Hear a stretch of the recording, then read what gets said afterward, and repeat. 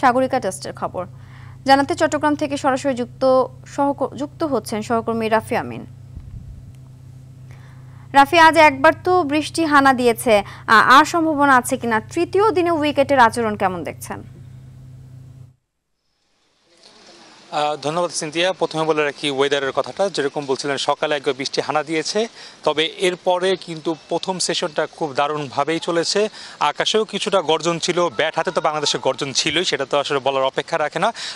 মিরাজ সেটা অন্তত সেঞ্চুরি করে আর একটু সুন্দর রূপ দিবে। আর পাশাপাশি আরেকটু বলে রাখি যে ওয়েদারের অবস্থাটা সকালে যেরকম গুড়ি বৃষ্টি পড়েছিল প্রথম সেশনের শুরুতে, ঠিক একই রকম অবস্থা কিন্তু এখন আছে। মধ্যাহ্ন বিরতিতে যখন দুদল যাবে তার আগ মুহূর্তে কিন্তু আবারও সেই গুড়ি বৃষ্টি শুরু হয়েছে। এবং ওয়েদারের পাশাপাশি আরেকটা কথা বলতেই হয়, এই বৃষ্টি হলে আসলে এই মাঠে আমরা সচরাচর যেটা জানি যে বৃষ্টি হলে যে কোনো উইকেটই আসলে পেসারদের জন্য একটু বাড়তি সুবিধা নিয়ে আসে। সেক্ষেত্রে এখানে একটা বাড়তি সমস্যা কিন্তু বলতে হবে যে এই পিচে আপাতত পেসারদের জন্য তেমন একটা কিছু নেই বললেই চলে। স্পিনারদের হাতেই এখন মোটামুটিভাবে এই ম্যাচটা নির্ধারিত হবে, এটা বলার কোনো অপেক্ষা রাখে না। আমরা সকালে দেখেছি, সকালেও কিন্তু মাসাকেসার প্রথম উইকেটটা ব্রেক থ্রুটা কিন্তু জিম্বাবুকে এনে দিয়েছে। সেক্ষেত্রে অবশ্যই বলতে হবে যে তৃতীয় দিনে উইকেট আচরণ একটাই কথা, সেটা হলো স্পিন ফাঁদ।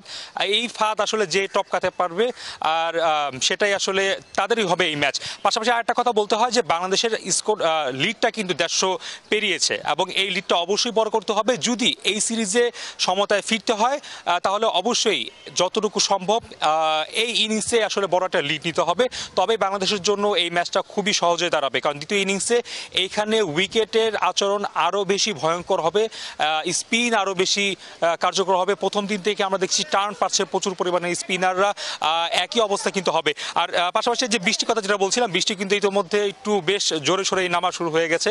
বলাই যায় যে কতক্ষণ হবে সেটা না বলা গেলেও এতটুকু বলতে পারি যে বৃষ্টি যদি লম্বা সময় হয় সেক্ষেত্রেও কিন্তু খুব একটা বেশি সমস্যা হবে না। এই মাঠে বৃষ্টি থামার সাথে সাথে কিন্তু ম্যাচ শুরু করে দেওয়া সম্ভব, অর্থাৎ বৃষ্টি থামলে তার 10-15 মিনিটের মধ্যেই ম্যাচ চালানো যাবে। যদি না অতিরিক্ত পরিমাণে বৃষ্টি হয় সেক্ষেত্রে একটু অন্যরকম অবস্থা হতে পারে।